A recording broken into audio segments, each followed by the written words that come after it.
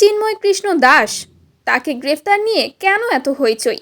ঢাকার শাহজালাল আন্তর্জাতিক বিমানবন্দর থেকে সোমবার 25 নভেম্বর বিকেলে ইসকন নেতা এবং বাংলাদেশ সম্মিলিত সনাতনী জাগরণ জোটের মুখপাত্র চিন্ময় কৃষ্ণ দাস ব্রহ্মচারী গ্রেফতার হন। চট্টগ্রাম নগরের নিউ মার্কেট মোড়ের স্বাধীনতা স্তম্ভে জাতীয় পতাকা অবমাননার অভিযোগে তার বিরুদ্ধে মামলা দায়ের করা হয়, যার পরিপ্রেক্ষিতে তাকে গ্রেফতার করা হয়।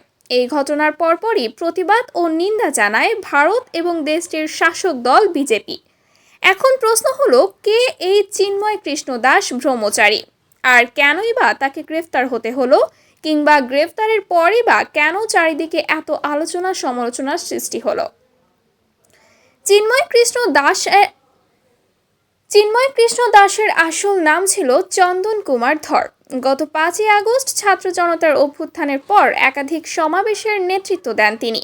তার দাবি, সনাতন ধর্মাবলম্বীদের ওপর হওয়া নিপীড়নের বিরুদ্ধে প্রতিবাদ জানাতেই এই সমাবেশ। তবে তার কর্মকাণ্ড নিয়ে বিতর্ক দানা বাঁধে। বিশেষত গত অক্টোবরে চট্টগ্রামে একটি মিছিলের সময় বাংলাদেশের জাতীয় পতাকার অবমাননার অভিযোগ ওঠে তার বিরুদ্ধে। এই ঘটনায় তার বিরুদ্ধে মামলাও করা হয়, যে মামলায় বর্তমানে তিনি কারাবন্দী। তবে তার সমর্থকদের দাবি, তাকে গ্রেফতারের বিষয়টি রাজনৈতিক উদ্দেশ্য প্রণোদিত। তাকে কারাগারে পাঠানোর আদেশের প্রতিবাদে আদালত প্রাঙ্গণে বিক্ষোভ করেছেন সনাতন সম্প্রদায়ের কয়েক হাজার মানুষ। ধর্মীয় এই নেতাকে গ্রেফতারের বিষয়ে ঢাকা মহানগর পুলিশের মুখপাত্র তালিবুর রহমান জানিয়েছেন, কৃষ্ণ দাসের বিরুদ্ধে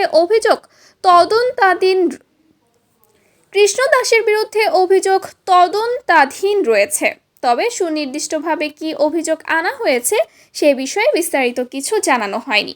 এদিকে যুব ও ক্রীড়া উপদেষ্টা আসিফ মাহমুদ সজীব ভুইয়া জানিয়েছেন, চিন্ময় কৃষ্ণ দাস ব্রহ্মচারীকে গ্রেফতার করা হয়েছে ইসকনের নেতা হিসেবে নয়, বরং রাষ্ট্রদ্রোহিতার অভিযোগে। তিনি বলেন, বাংলাদেশের স্বাধীনতা, সার্বভৌমত্ব এবং রাষ্ট্রের বিরুদ্ধে কোনো ষড়যন্ত্র বা অপচেষ্টা মেনে নেওয়া হবে না।